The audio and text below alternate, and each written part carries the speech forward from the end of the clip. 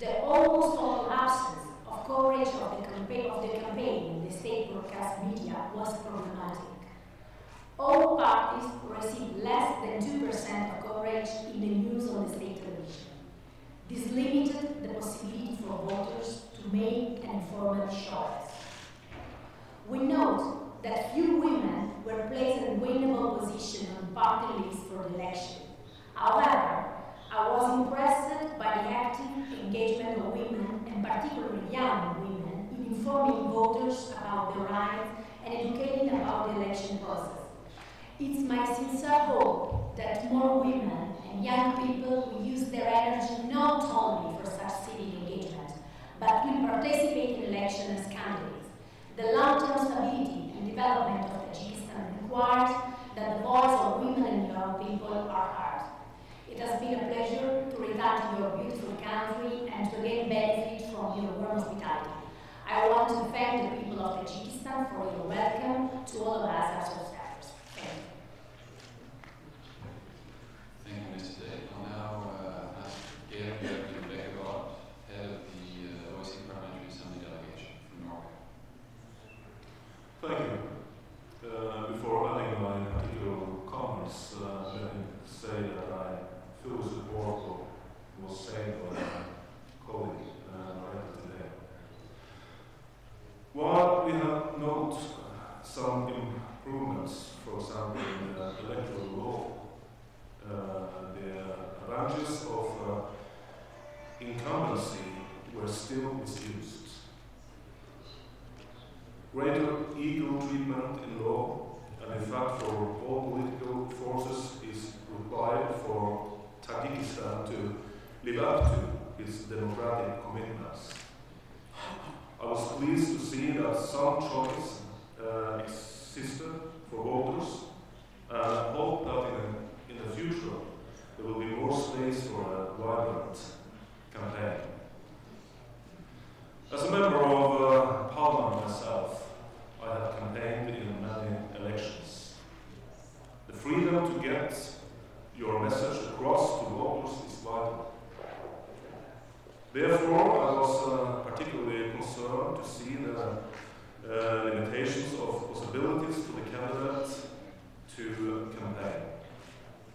The law was often selectively interpreted in a manner restricting freedoms of expression and assembly, and the right to access information. The lack of inclusiveness and the strong role of the government administration in the running of elections contribute to a lack of confidence in the election administration. Our observers confirm that safeguards to ensure that only eligible persons voted and that they did not do so more than once were absent. This is a significant weakness in the integrity of the electoral process. Elections should be an opportunity for voters to engage in discussions. Frankly, we saw little dynamics in this campaign. The human capital and future of this country lies in the large young population. And I hope that this generation will engage themselves in determining a more dynamic and democratic future for Tajikistan. Thank you. Thank you, Mr. Beckegaard. I will then invite Mr. Norbert Neusser, head of the European Parliament delegation. Thank you very much, and good afternoon to everybody. Ladies and gentlemen, my name is Norbert Neusser, member of the European Parliament from Germany, and it's my pleasure to have this opportunity to speak to you today. The European Parliament, the only elected body of the European Union, represents 500 million European citizens and is committed to strengthening democracy all over the world. Election observation is one of our key foreign policy instruments in this process. The EU attaches great importance to its partnership with Tajikistan and has provided around 6 600 million euro to the country in the past 2 decades. EU financial support will amount to 251 million for the period of 2014 to 2020, which represents an increase of around 80% compared to the previous 7-year period. I have had the honor to lead a delegation composed of 6 other members of the European Parliament from 6 countries and 5 political groups to observe the parliamentary elections taking place in Tajikistan. The European Parliament has previously here for the parliamentary elections in February 2010 and again in November 2013 for the presidential elections. Prior to election day, the EP delegation met in Dushanbe with the elected authorities like the foreign minister, the mayor of Dushanbe and speaker of upper house, with political parties and diplomatic missions. We familiarized ourselves with your legal institutions and with the political climate in your country. On election day, we observed voting in various polling stations across the country, from the opening to the closure of activities and the vote count. Wherever we went, we received an incredibly friendly reception, which we greatly appreciated. I would like to make some specific remarks. As a delegation, we were integrated within the framework of an international election observation mission. I would like to thank my colleagues from the Parliamentary Assembly of OSCE and of course of ODIHR for the excellent cooperation during the mission. The European Parliament delegation supports and endorses the preliminary findings and conclusions of the observer mission. We were pleased to observe that the vote took place in a calm and peaceful manner with no apparent evidence of tension. We welcome too that some contestants provided political alternatives. However, significant shortcomings, including multiple voting and ballot stuffing, as well as disregard of counting procedures, meant that a fair vote could not be guaranteed. The report of the observer mission provides a comprehensive and detailed account of their findings, covering both the campaign and election day itself. In this context, I look forward to the final OSCE-ODIHR report and the recommendation it will contain. The European Parliament, along with its partners present here today, attaches great significance to the full implementation of these recommendations. Finally, I should like to underline that the European Parliament values its close institutional cooperation with Tajikistan through the EU-Tajikistan Parliamentary Cooperation Committee, which brings together parliamentarians from both sides. The European Parliament looks forward to continue this cooperation and to supporting democracy and the process of reform for the benefit of the people of Tajikistan. Thank you very much for your attention.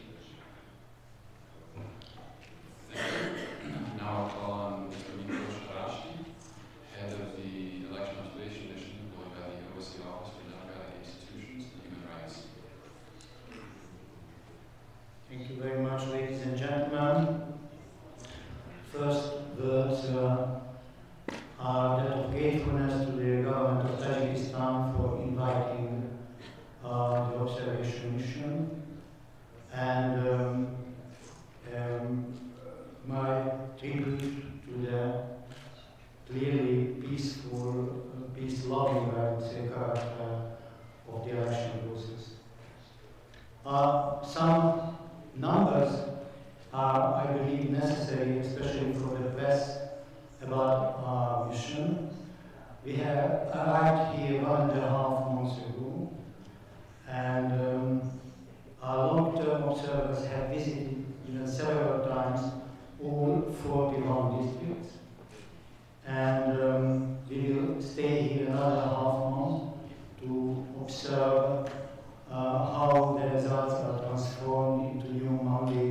in the new parliament and how the complaint process is handled.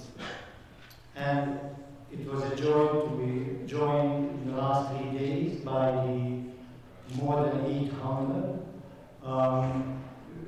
visits by more than 230 short-term observers, including the OSCE Parliamentary Assembly and the European Parliament representatives, which gives a very important element of acting politicians involved in observing the elections. My colleagues have already mentioned another very positive element, that some of the OSCE's ODIHR's long-standing recommendations regarding electoral law have been addressed previously by the legislation. However, these few welcome changes have not changed rather negative overall character of the process. But there are long-termers and short-termers. I found there was unfortunately no reason for joyful celebration of the election. What we have seen was rather centrally orchestrated, top-down, directed, managed process. It consisted of several negative elements. Some of them have been already mentioned by the colleagues in the panel. The laws, despite the improvements, had several inconsistencies. And unfortunately, the election, but especially the Central Election, the Central Commission of Elections and Referenda, have not come up with the necessary instructions to avoid an arbitrary application of these laws. My colleague from the European Union has mentioned, for example, the element of multiple voting. Just adding one observation about this very important shortcoming. The Central Election Commission, unlike in previous elections, has not issued an instruction which would have obliged the lower level commissions to check identity and actual domicile address of voters who turned up to vote just on election day, and they were free by the law and by the lack of instructions to do so in any number of precincts on election day. Another structural element of shortcoming is that the election authorities in the country continue to be not truly independent from government. They are a pyramidal structure with the President Parliament naming the Central Commission practically delegating the district commissions, and the district commissions together with the local authorities are building up the actual vote counting commissions, the political affiliation of the members of which remained unknown. Another very important element is practically absolute lack of debates between parties, in the media, also in the debates that the election commissions have called together and organized. We found a one-sidedly negative campaigning practically against one of the independent parties, the Islamic Revival Party of Tajikistan. That campaign accused the party of being the party of war. And they replied that the party tried to stress about its peaceful aims, was not covered in the media, and their campaign materials stressing that message were practically banned from distribution. And Also, it is important to mention that the two parties to which we positively refer as nevertheless offering an independent platform and an alternative platform compared to that of the government and the parties that support the government, were not represented in the Central Election Commission, and none of their representatives got any kind of leading positions in any of the election bodies on any level. And finally, the atmosphere was quite imbued with news of repression against politicians who tried to come up with different platforms, and if some of them find themselves in prison on various charges. The election day transparency was a great problem. Several colleagues have mentioned it. Just one number I would like to come up with, and the wealth of data about this you will find in the report, which will be shortly distributed. Namely that more than 50%, in fact near to 70%, of the voting and counting procedures on election day were termed by the observers as very bad or as bad. And in my memory of any other election, we don't compare elections, but in my memory, this is a very significantly high number. As a result of all this, we had to state in the report jointly that an honest count of the vote was not guaranteed, could not be guaranteed in these elections. And finally, let me end it with a very good piece of news about peace. What we always stressed, the peacefulness and the deeply felt desire for peaceful cooperation in society, gives me hope that the very serious shortcomings will be overcome in future reform processes. And all the authorities and all the players will consider that genuinely democratic elections cannot be held without real debate in the media, without independent election administration, and without an environment free of repression. And I, myself, joining all my colleagues who are expecting such a reform process coming about, also hopefully as a result of our recommendations that we come up with. Thank you for your attention. Thank you very much. As mentioned, at the end of this press conference, there will be the preliminary statement and a short press release with the information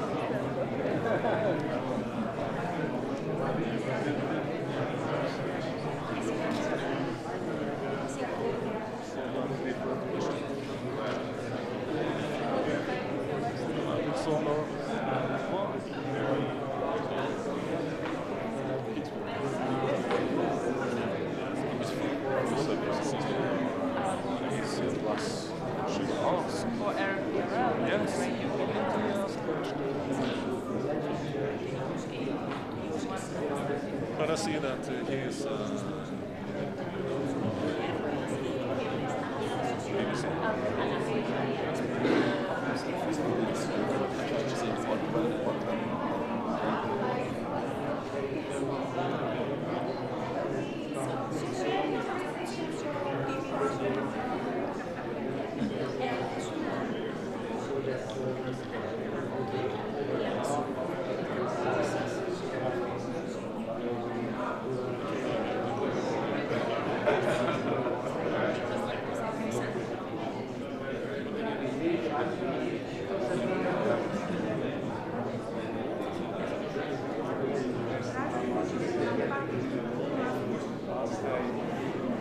call the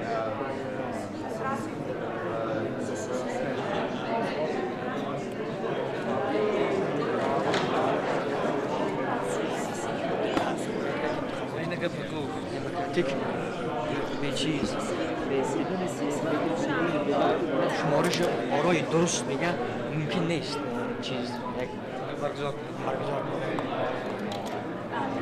Yesterday, okay. Do you mind to give me, if I give you my mail, would you mind to send me by mail my interview? Because I gave you to think you might want to write.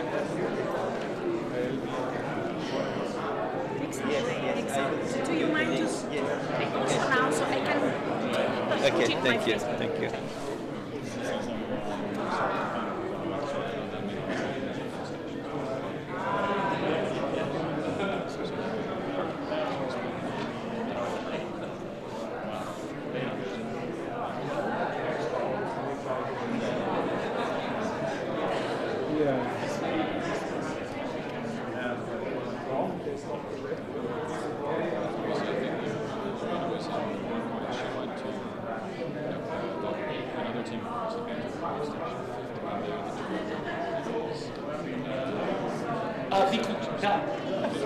Sì.